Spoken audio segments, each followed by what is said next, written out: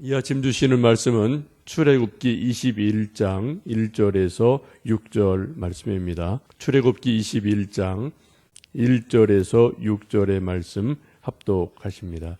내가 백성 앞에 세울 법규는 이러하니라.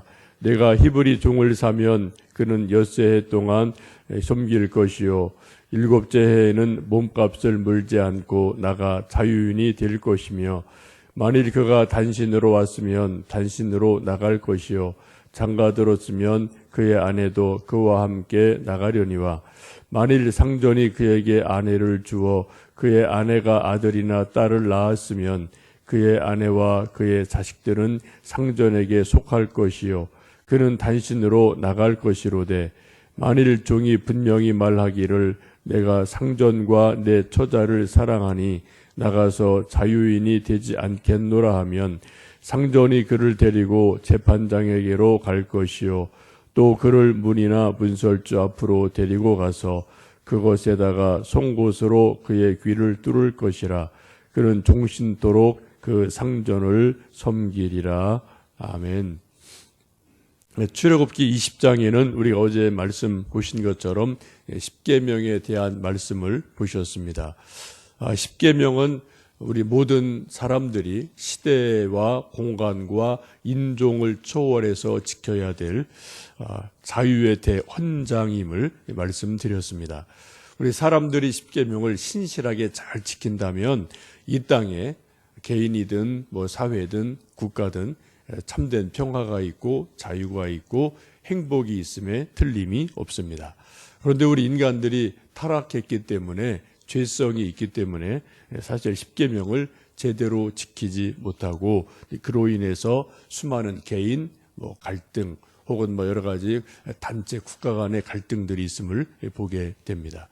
그래서 하나님께서는 율법의 완성인 예수님을 이 땅에 보내주셔서 우리가 율법을 지키는 행위로 구원받는 것이 아니라 율법의 완성인 예수님을 믿음으로 은혜로 구원받도록 우리에게 특별한 은혜를 허락해 주셨습니다.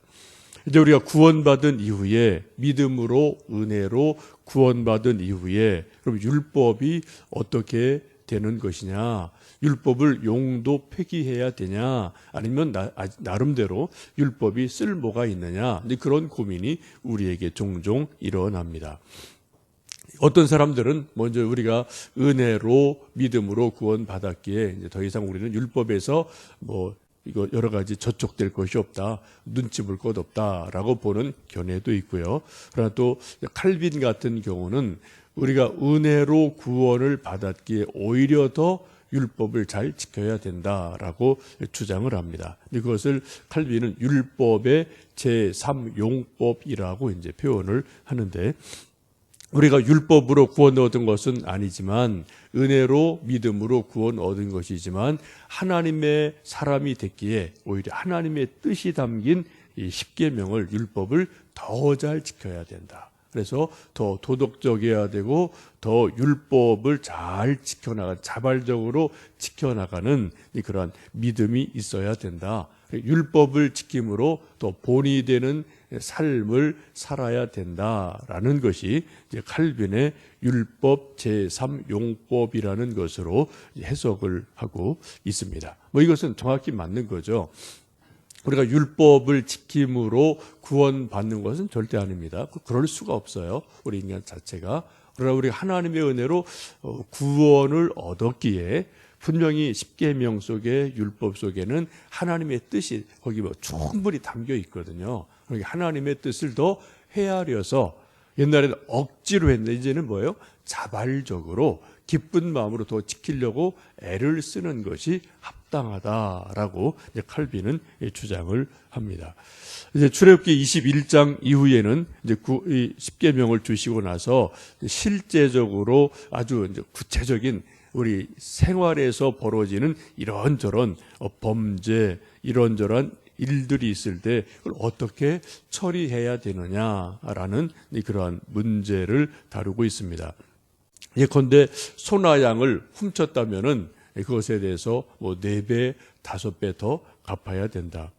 또 눈을 다치게 했으면 눈에는 눈, 이에는 이, 이런 식으로 또 갚아줘야 된다. 사람을 죽이면 반드시 찾아가서 그가 비록 재단에 있을지라도 끌어내려서 그 사람은 죽여라. 이런 말씀들이 구체적으로 나와 있습니다. 그런 말씀에 맨 앞부분 나온 말씀이 지금 함께 읽으신 출애굽기 21장 1절에서 6절에 아주 독특한 말씀이 있음을 봅니다. 히브리 사람을 종으로 샀을 때 6년이 지나면 7년째 안식년이 될 때는 아무런 조건 없이 그 사람을 자유롭게 해줘야 된다라고 말씀을 하고 있습니다.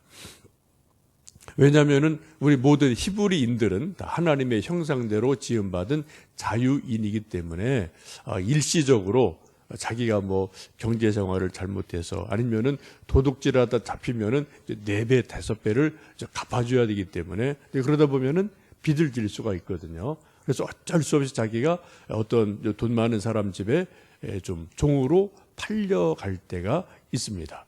그런 경우라도 6년이 지나고 7년이 되면 안식년이 되면 그 주인은 아무런 조건 없이 그 사람을 방면해줘야 된다. 자유롭게 해야 된다라고 말씀합니다.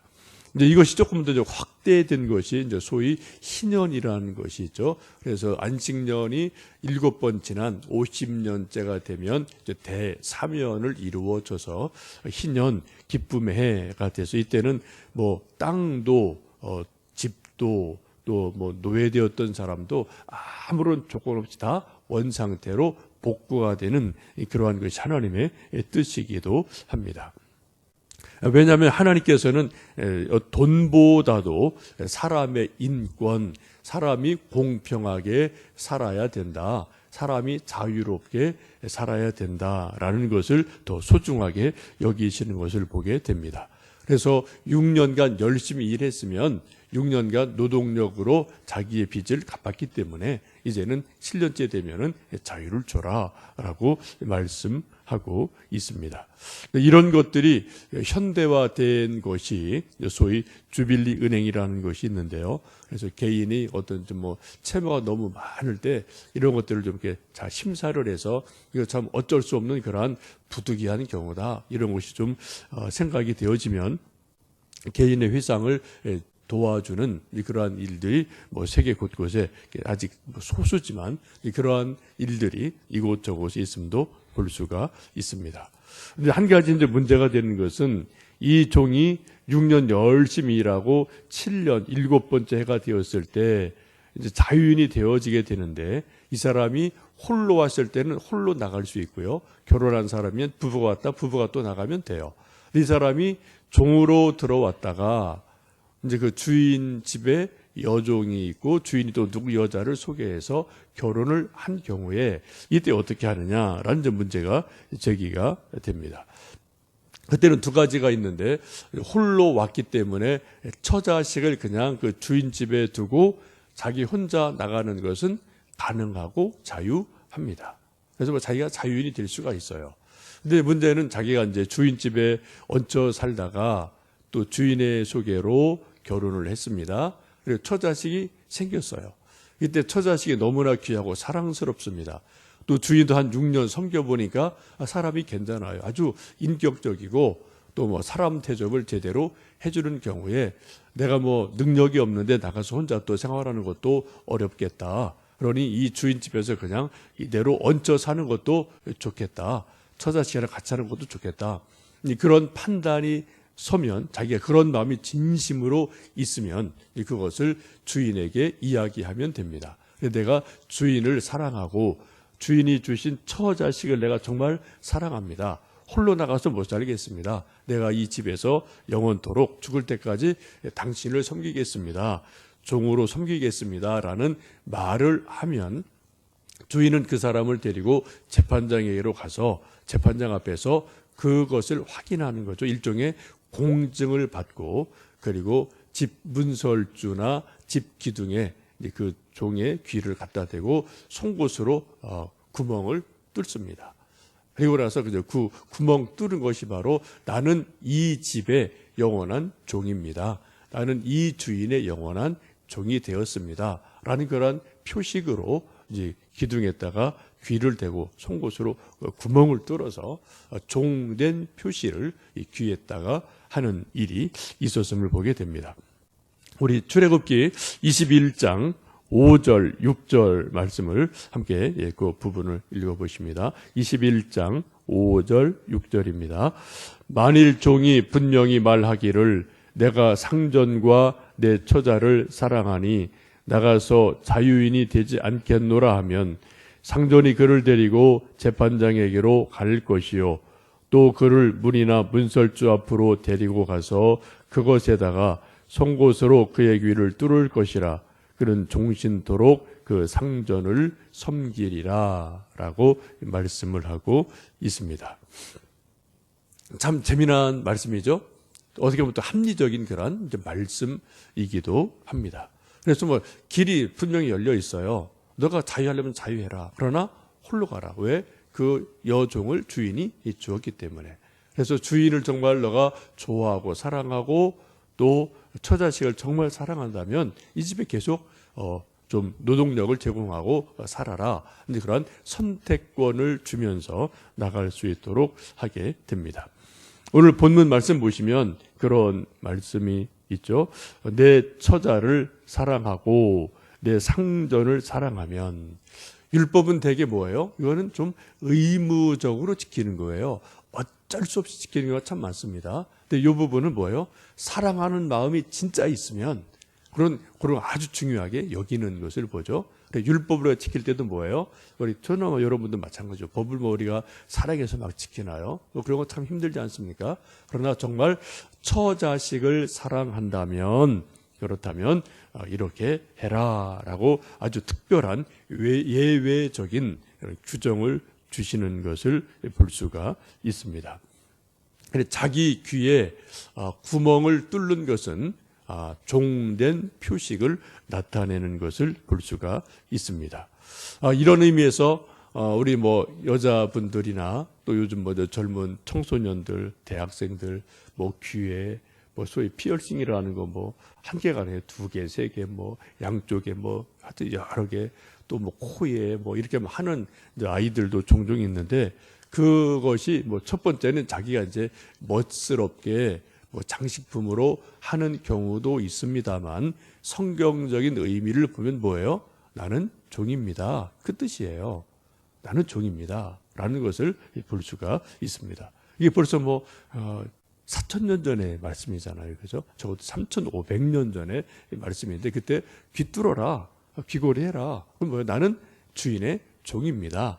그런 뜻을 가지고 있음을 보게 됩니다.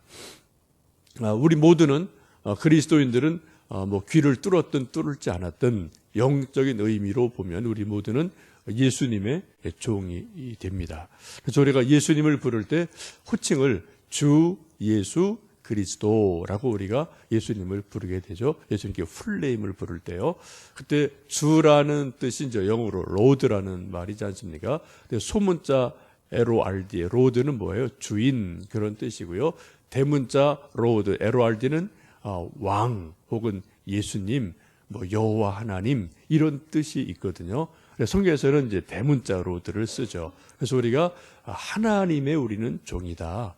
예수 그리스도의 우리는 종이다. 예수님 우리가 만왕의 왕이시다라고 우리가 부르지를 않습니까? 그래서 우리 모두는 영적으로 뭐 이렇게 육체적으로 귀를 뚫었든 뚫지 않았든 뭐 저나 여러분 우리 모두는 예수 그리스도 만왕의 왕이신 예수 그리스도의 종인 것을 알게 되고요. 우리는 예수를 어떤 마음으로 섬깁니까?